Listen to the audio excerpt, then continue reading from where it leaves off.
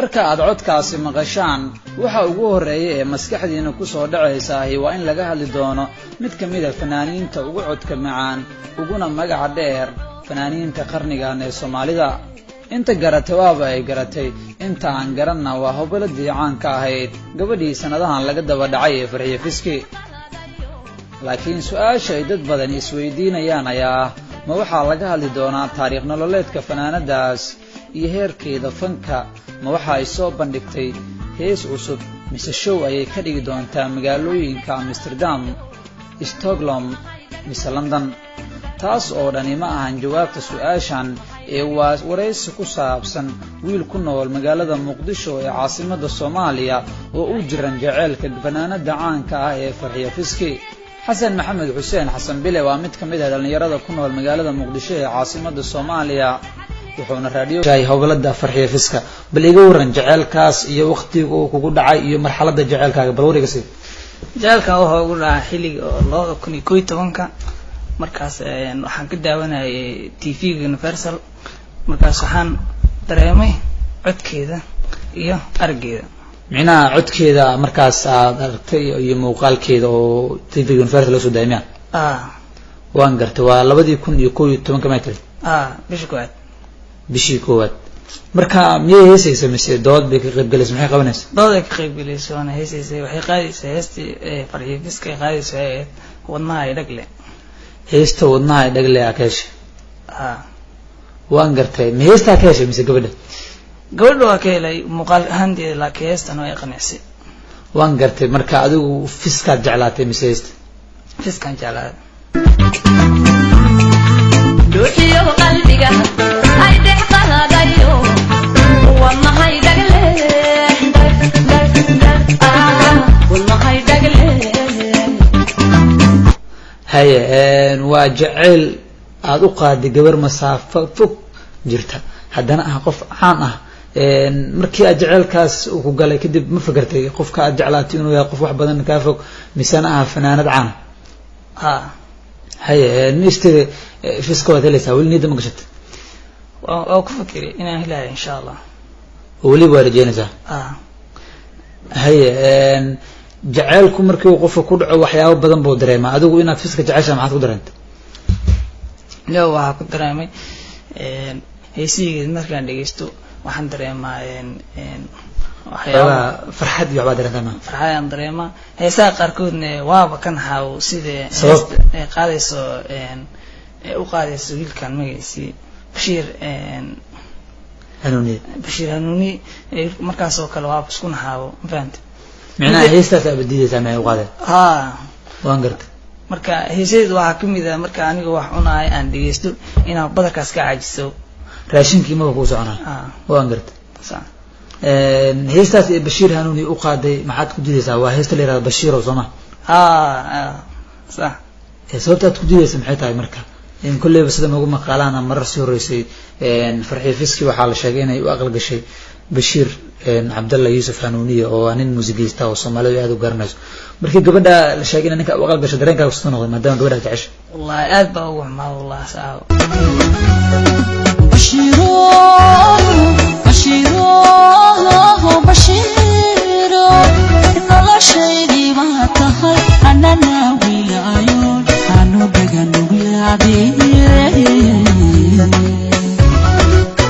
haye adigu wali ma isku dayday Fiska in la xiriirto waa isku day Fiska waa isku day hatta waxa iskaga day waxaan ku dayay in Facebook aan ka raadiyo magaceeda dad badan ayaa waxay la bixin Farxiyo Fiska sidaas awgeed marka ugu bandhigi waay jaceylkayga macnaha dadkiiba waxa istiraadaad qofkan u sheegto inaad jeceshahay Fiska yani Fiska kula kaato ama qof kale kugu noqdo waan gartay ma Farxiyo Fiska badan baa Facebook ku aragtay gabdho badan baa la baxay wiil badan baa la baxay laakiin sawirada Facebook saarnay waa saarteen bay Farxiyo Fiska way saarteen sawiradeeda haye Fiska waa fanaanad Soomaaliyeed oo waayidii dambe aad looga daba dhacay heesaheeda aad baa u garanaysaa Soomaa aad baan u garanay mobilkay bay ka baxan sawirkeeda iyo heesaheeda haye heesaheeda markay soo baxaan ma raadaysaa aad weyn waan gartay ku qorshaysan tahay Fiska inaad mustaqbalka uu la noolaato insha Allah rajana haye laakiin wax walba oo nolosha ka mid oo la sameynaya isku day rabaan ma ku tala jirtaa oo isku day ma sameysay oo fiska inaad la xiriirto hamigaadu ma yahay aad weyn waan gartay fiska heladeeda waxaa la sheegay inay kasoo jeedaan koonfurta Soomaaliya iyaga ma raadis waa raadi marar badan baa isku dayay inaan raadsho dana midii kale magaalada Muqdisho waxa ka jiro waa taqaanaa dad walba markaa weydiiso waxay isdhahayaan lacag iyo xabo garba waxyaabo badan bay dareemayaan lacag mishin waxyaabo badan bay dareemayaan marka mid kamid ah qaraabada waxa ka helay magaceedu saddexaad wixii ugu badnaa hesho wuxuu ahaa magaceedu saddex wax kale waa weys lambarkeeda xadaa raadiyo way haye waxaa igu maqaaleed mar dhexe in waad xanuunsatay xanuunkaas muxuu ah jaceelka fiska mise jiracada ku qabtay jaceelka fiska sabab jaceyl waa taqaanaa dad hor soo martay ya jaceelka xanuun badan buu leeyahay ya wuxuu leeyahay wan kurkur badan buu leeyahay ya maxaa waqtigay ku soo aaday waqtigii de ay farxi fiska aroostay mise waqtiga ka dambeeyay waqtiga farxi fiska aroostay waan gartay hadda kadib dareenkaaga wuu soo laba kacleeyna aad weyn sababtu maxay tahay waxaan maqlay waa la furay maqlay marka waxaan rajeynayaa hadda inaan heli doono insha Allah taala markii la furay ama aad maqashay in gabadha la furay waxaad istiri ugu yaraan markaan waa markaaga markaaga asray haddana waa ku rajooweynaa insha Allah haddii ay fanaanadaasiba maqasho baaqaaga ama wareysiga ay dhageysato qaabkee bay kula soo xiriiri kartaa baslada waxaan leeyahay email aan leeyahay emailkii baa aan u sheegi doonaa mideeda kale waxaan leeyahay teleefankayga lambarka hormata يعني emailkaagu mid official iyo maahan oo meel walba laga helo numberkaaguna waa sidaas oo kale marka sida fariin caashiq oo kale halkan laga yaabaa inaad raadi hadal mar ugu soo bandhigto hay ciwaankii waxa waaye xasan bile 77 oo xiriir ah waaye hay hotmail miya yahoo miya adleef miya hotmail waaye hotmail.com waaye waan gartay lambarkaygana waa 3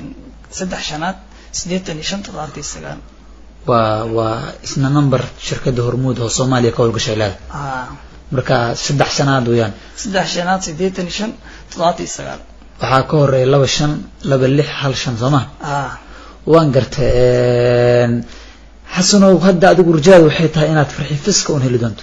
insha Allah soo lagama yaabo gabadhaas inay marwato ninka loo qabo كل هذه مركلة على رأس مركلة بسويها دولاد أو حارجين مركلة صفر أدو قوله رموس وقرصت ما هيا أدو أولي سو قرصنا ياك سوي ساينا في نادس قرصت إن شاء الله حدي أدو يسمح حكو قرصس هاي لطاينا نويد وني لطاي بانت وانقرت هدي حتى حرير كان هذا أودر فريمان أودر هدي حتى أركو يسوق يا وعن شدي أنا لوي يا كرادي oo de wadankay ku nool tagtid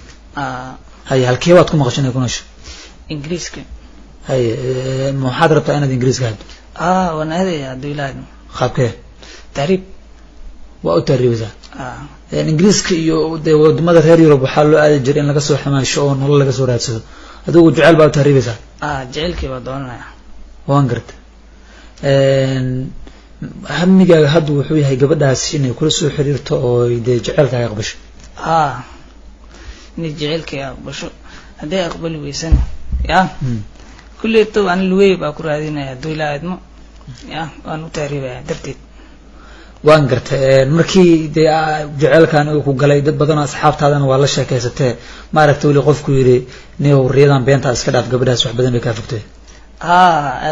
dad badan baa u sheegay ciyaal saaxiibana u sheegay waxaan fiska ma jeceshahay ordo waa waranteed fiska waa naag la qabo ayuu wali ma guursan anda aniga waa jeclay jacaylkiina u bandhiganaya aad baad u maasantahay kaasina wuxuu ahaa Xasan Maxamed Xuseen oo kamid ah dhalinyarada reer Muqdisho Xasan Bilana loo yaqaano oo sheegay inuu u jiran yahay ama uu u dhiban yahay jacaylka hobalada caanka farxiye fiski aad baad u maasantahay